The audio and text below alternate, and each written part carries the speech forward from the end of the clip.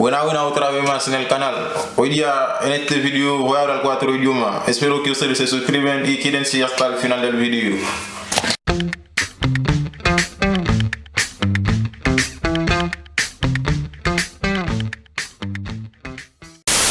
Bon, premier langue va aller à secteur parce que c'est langue avec papa m'parler, c'est langue maternelle moi qui donc pas trop forcément apprendre parce que c'est lui même lever me jeune famille me parler tout le monde tout le monde ça va parler et là ça nous va aller à l'école tout même qui les français de faire cours sont langue qui va être compliqué mais en vrai les langues compliquées sont belles langues très facile à apprendre tout. On garantit n'importe monde qui veut apprendre créole les veut l'apprendre dans 6 mois bien rapide. Conjugaison parce que j'ai anglais allié, il va besoin, je vais pas conjuguer. Il va aller par environ 15 millions de monde dans le monde là. École a parlé tout dans quelques départements français d'outre-mer tant que Martinique, Guadeloupe, Guyane et de la Réunion. École là est très actif en pile dans Miami, Montréal, il est actif en France. Bon, quand je suis tout, je conseille mon si vous voulez apprendre français, notre commencer par apprendre créole et puis la apprendre français à plus rapide. La seconde langue que je parle c'est le français. Le français c'est une langue très compliquée, très difficile pour les non-natifs, pour les étrangers. Le français c'est une langue qui ne se parle pas rapidement. Parce que si on le parle rapidement, on va commettre beaucoup d'erreurs. Et souvent vous allez voir, quand les natifs parlent le français, ils ont tendance à parler comme ça. C'est parce qu'ils réfléchissent en fait, pour ne pas commettre des erreurs. Le français c'est l'une des rares fois que je l'utilise dans cette vidéo parce que le français est considéré comme tabou en Haïti. Quand on le parle entre potes, on a tendance à nous emmerder, à nous faroucher parce que le français est considéré comme une langue de la bourgeoisie et la langue des élites, la langue des gays. Ce n'était pas difficile pour moi de l'apprendre, c'était comme naturel parce que les programmes sont en français, les films, les musiques que je consommais étaient en français. Et les institutions publiques et privées parfois sont en français, mais les Haïtiens, putain, ils sont tordus. Ils veulent pas parler français. Par exemple, si un Haïtien va quelque part et la réceptionniste lui parle en français, il va s'énerver, il va dire c'est quoi ça? Notre langue c'est le créole, tu crois que tu es plus intelligent que moi? C'est pour cette raison là que la majorité des Haïtiens ne parlent pas le français, ils se bloquent entre eux. Tu vas plutôt voir un Haïtien parler le français avec un étranger mais pas avec un Haïtien. Ils vont dire que s'ils ont banni le français en Haïti, ils ne vont pas copier le français parce qu'ils ont leur propre langue. Quand je suis venu au Chili, je vois la majorité des gens, ils s'investissent au maximum pour apprendre le français parce qu'ils considèrent que le français c'est la langue de l'amour, c'est la plus belle langue au monde. Je vois des tonnes de gens quand je passe dans la rue, ils me saluent en français mais au fait ils ne savent presque rien. Ils savent seulement les salutations de base. Au fait quand je vois sur YouTube des gens qui se plaignent de la difficulté du français, putain je me considère comme quelqu'un de chanceux parce que je l'ai eu dès mon enfance. J'ai commencé à prendre conscience quand je suis allé à l'Institut français au Chili. J'ai vu des tas de personnes, ils avaient de l'argent, ils avaient tout à leur possession pour aller étudier en France, mais au fait, il leur manquait quelque chose, la langue française. Il y en a qui m'avouent qu'ils ont pratiqué le français 3 ans en arrière, 4 ans, ils n'arrivent toujours pas à le maîtriser correctement. Il y en a même qui ont dû apprendre l'anglais pour aller étudier en France. Parce que le français, putain, c'est une catastrophe pour eux. Et pour ceux qui apprennent le français, je vous conseille de ne pas vous casser la tête avec les prononciations. Parce que les gens vont vous comprendre quand vous parlez. Par exemple, en France, il y a plusieurs régions qui ont des accents différents, comme Marseille.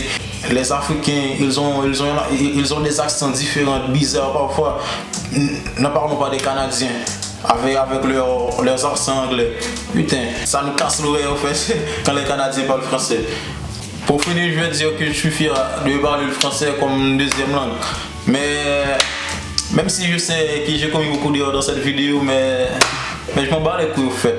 Parce que c'est pas ma langue maternelle, c'est la langue qu'ils ont utilisée pour nous torturer à l'école. Ya, por el español no voy a hablar mucho porque este canal es en español. Seguramente si estás viendo este video es porque ya has visto los demás videos. No voy a hablar mucho. Y si quieres ver cómo aprender español, existe un video que habla sobre el tema. Vaya a verlo. Se llama Cómo aprender el español. Actually, I don't really want to say that I speak it very well because when I speak with another person, I often block when I'm trying to say some words. I started to learn it recently with an application that I talk to you about. This application's name is Duolingo. I talk to you about this application in one of my recent video on the channel. As well, I decided a couple months ago to watch a movie and series in the original language. That means if the movie is in French, I will watching it in French. The movie is from Canada or United States. I watching it in English original. Yeah, with subtitle because it's quite difficult to understand the native when they speak. Shit. Also, I have a notebook on my phone. I put the new words. The new words I didn't understand when I'm watching movies. I don't really have problem to watch in English because I've been chatting with people in English without using Google Translator. I think I have a good level English to travel abroad. Since the time I began to learn English, I've met only a native person. She was a Canadian.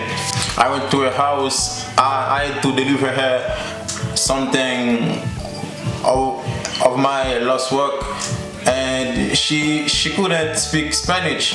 She was making signal with her hand, and I answered her in English. She was very surprised, and she started to ask me many questions like my age, where I'm from, if I'm comfortable in Chile, and she gave me some advice. She said to me to find a way to leave Chile because if I go to Canada, I'll go find better opportunities in a country than Chile.